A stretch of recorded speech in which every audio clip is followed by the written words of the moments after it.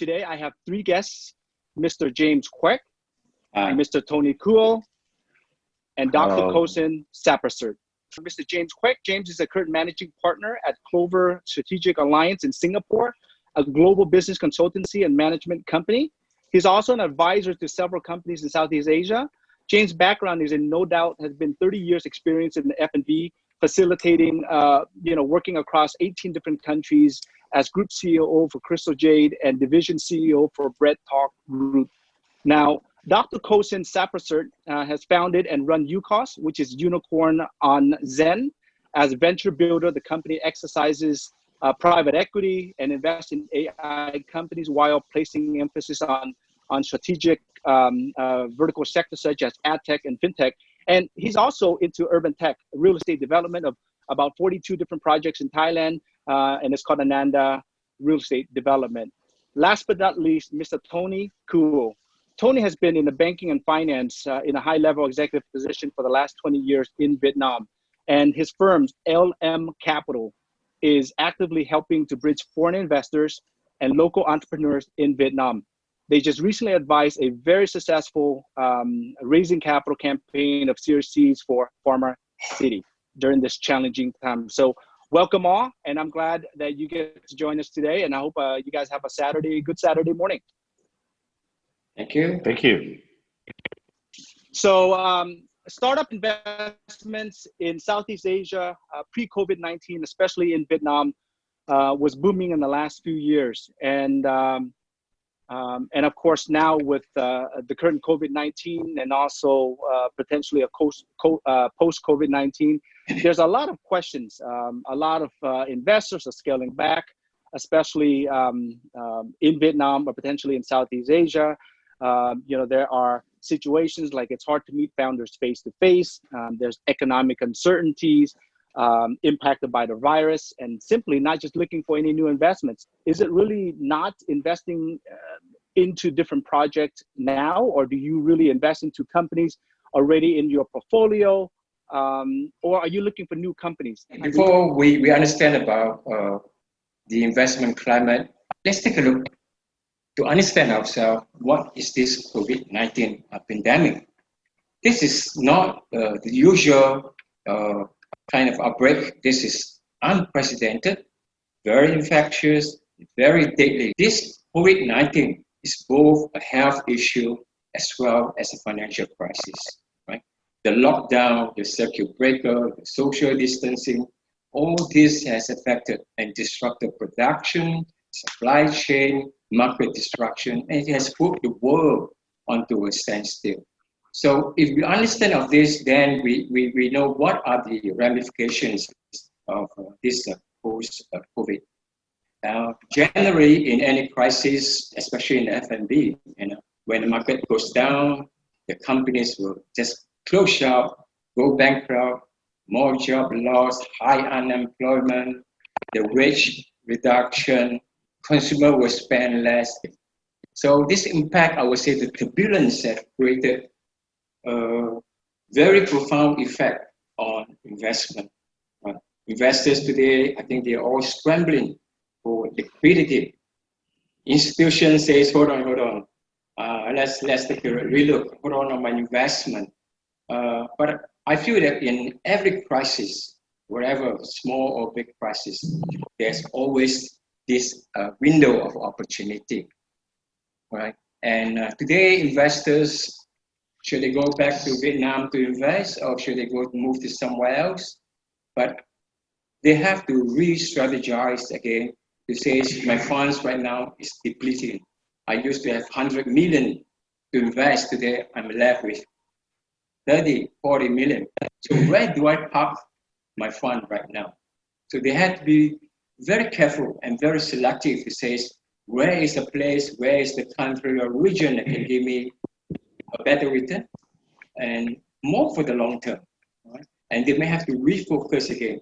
Should I be moving outward, globalizing, or should I just localize? I mean, at my own country itself, because there's tons of opportunity right now within your own city, within your own country, instead of moving out.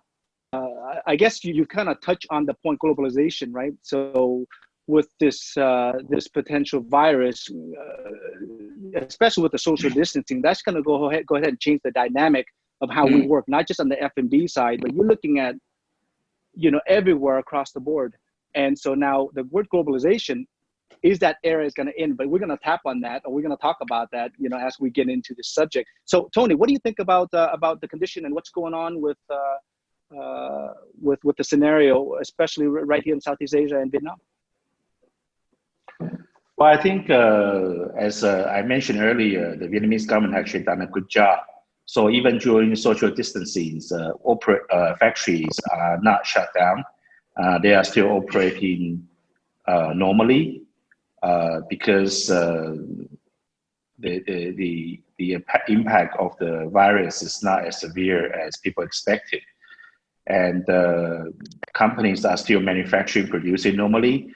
So I believe that Vietnam is well positioned even after this pandemic is over. And also, as you know, that Vietnam is the second highest recipient of foreign investment in the world, second to China, even before the crisis. So while the whole world waiting for China to open up, Vietnam was operating normally. So as you can see, even for the Chinese company, they are very keen to look at Vietnam after this crisis over. Obviously, they cannot come to Vietnam right now because there are no flights. But as soon that they can move, I think Vietnam will be the preferred destination. And also because of close proximity, also because of, I think because of the pandemic, people forgot that right before the pandemic, the United States having a trade war with China.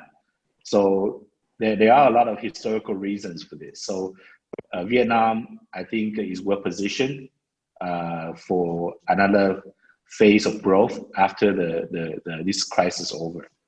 That's what I believe. Yeah.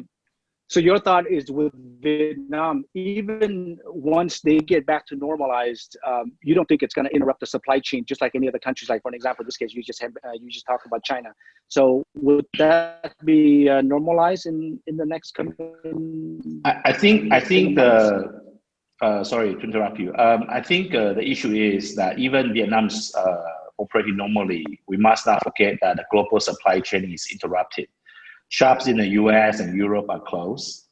So this in turn create problems for companies in Vietnam if they are exported to those countries in EU and US.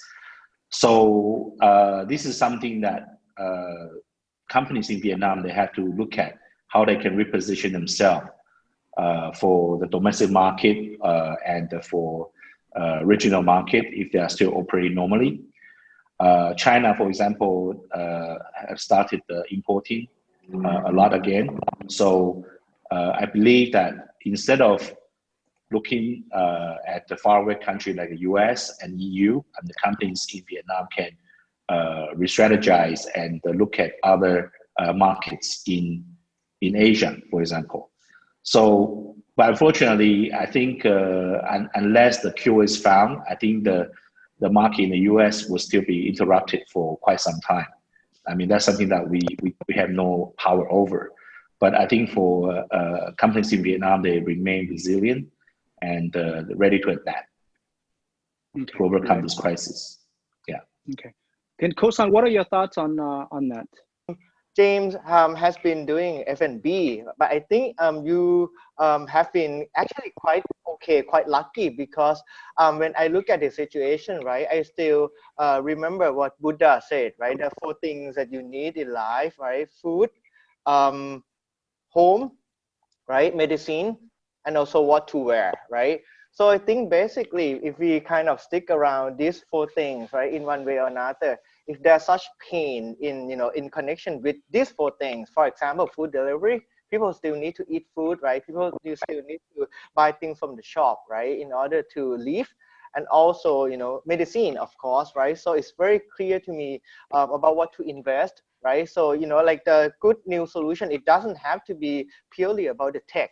it can be, some good things that can scale and solve the pain, and when it comes to the kind of a geographic aspect, okay, I agree with Tony that, okay, of course it has to be Vietnam, because I think COVID has made people realize to the great extent that, like maybe some countries kind of like, in comparative terms, right? I mean, they're not as good as they are some other countries, right? So now, because of COVID, they kind of realize a little bit more, right? So they would look for the second countries or the next country to maybe move into, or maybe to invest in, right? Or to start new businesses, right? So I agree, of course, that, I very much look forward right now to be able to traveling to go back to Vietnam, because I used to be there.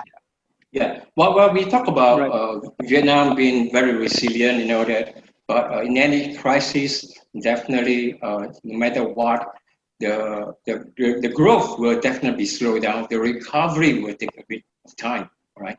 But Vietnam, among other countries in ASEAN, I think they will be the fastest to turn around, and because of its very, very healthy investment climates and a lot of key advantages of Vietnam compared with other ASEAN countries. For example, we talk about the last couple of years, Vietnam's growth has been so strong, and a lot of investors have projected that for the next 10 years or a decade, they will be able to achieve a pace of about 6 to 6.5%. So that is a very, very strong point. And then earlier, you mentioned, Tony, you mentioned about the strategic location of supply chain. So important, because Vietnam is just right between ASEAN, and because today we are talking in the context of ASEAN, right, between ASEAN and between China. So this is one area whereby Vietnam has the potential to be the next factory of the world. They really have the big potential to bring in more and more FDIs into this place. And the good points about Vietnam, if you walk around in the streets of Vietnam, you see a lot of young people. People are young, they're very hardworking, and the World Bank Human Capital Index has ranked Vietnam as second in ASEAN after Singapore. So people that are very productive, and they're, going all the way up to make Vietnam a very successful country. Good. So you had mentioned, Tony, earlier, there's a lot of Chinese investments that has been allocated into Vietnam in the last couple of years. Looking at in the last 3 months, Singaporean investors alone is, one of the highest country that's already invested into Vietnam in the last 3 months. So, and then also in addition, there are some startup company that got the first round, second round, potentially Series C, just like what you guys are doing, Tony, over there for Pharma City. But a lot of these capital has dried up, right? So then there's a lot of uncertainty of what would happen next. So that's one. The second, there are companies that's been operating in Vietnam, and we see data that about 30-40% of unemployment. I mean, people are now losing their jobs, not knowing where they can be able to go to next, because again, with all of these companies, people are stopped hiring, right? The companies are not taking in new fresh capital. I mean, looking at a lot of these companies and what's going on in Vietnam, it seems like it's about to retract a little bit. I mean, do you guys agree with that? Especially both on the startup scene and also companies that's been looking for capital?